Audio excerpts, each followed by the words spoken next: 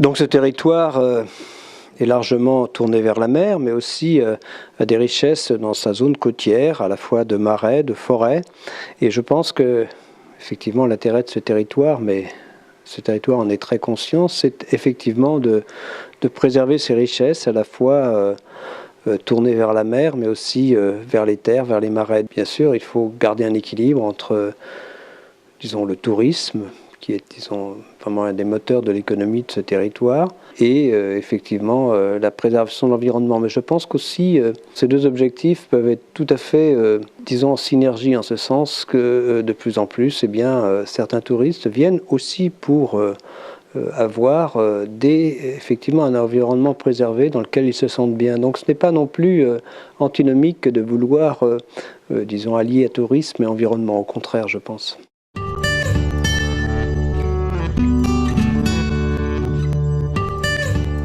L'Observatoire du littoral, disons les personnes, en particulier Paul Fatal, nous a présenté, et ses collègues nous ont présenté les résultats de cet observatoire qui a été mis en place un an, je crois, au moins avant que Cynthia, c'est-à-dire que les scientifiques de cette région, mais aussi avec le soutien de l'ONF, du BRGM, de la communauté de communes, ont senti le besoin finalement de mieux connaître en particulier cette interface entre l'océan et la région côtière, ce trait de côte qui clairement a évolué dans le passé, continue à évoluer et continuera à évoluer. Donc si on veut préparer l'avenir, il faut comprendre ce qui affecte ce trait de côte, et la seule façon, une des façons en tout cas, une des façons indispensables, c'est un suivi régulier de son évolution qui peut être différent d'un endroit à l'autre. Donc c'est important d'avoir une bonne connaissance de cet environnement,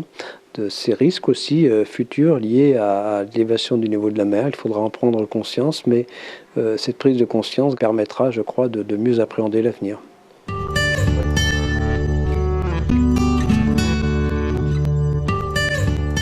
Les caractéristiques de ce territoire, c'est une richesse en termes de biodiversité, mais cette richesse, elle est assez méconnue finalement. Elle est assez méconnue puisqu'on passe à côté sans prendre le temps de l'observer. C'est assez intéressant d'avoir cet endroit qui lui est largement dédié, qui nous fait, je dirais, pénétrer dans le détail de cette nature qui nous entoure, cette nature, que ce soit dans les marais, que ce soit dans la région plus côtière, y compris sur les plages. Et finalement, c'est aussi une invitation à s'y plonger, à aller la visiter. C'est une initiative très intéressante qui d'ailleurs connaît un grand succès parce qu'il y a beaucoup de choses de cette biodiversité tout à fait naturelle que les gens ne connaissent pas.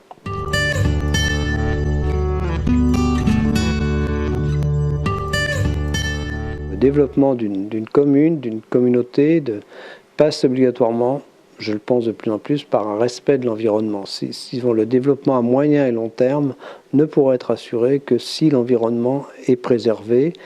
Et donc, je pense important que cette culture environnementale irrigue à la fois les services, mais aussi, disons, les élus de ce territoire. Donc c'est important et évidemment, cette démarche a été entreprise et, disons, j'ai pu interagir avec monsieur le maire, président de la communauté de communes, avec d'autres personnes. Et je crois que c'est assez intéressant de voir cette implication, disons, des élus, mais aussi des services dans cette dynamique environnementale qui, pour moi, c'est pas un luxe, c'est une nécessité.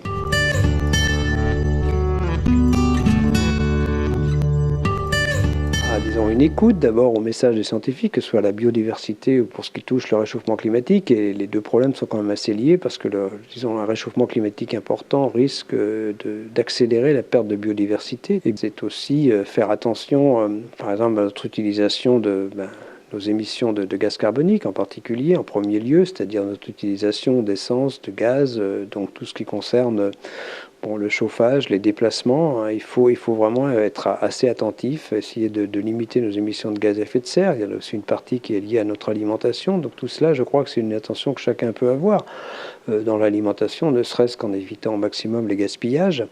Voilà, c'est aussi de l'efficacité énergétique. Hein. Quand on est chez soi, c'est beaucoup faire un peu attention là aussi à l'utilisation de l'énergie. C'est aussi de l'éducation vis-à-vis des enfants pour les familles, bien sûr, qui ont des enfants.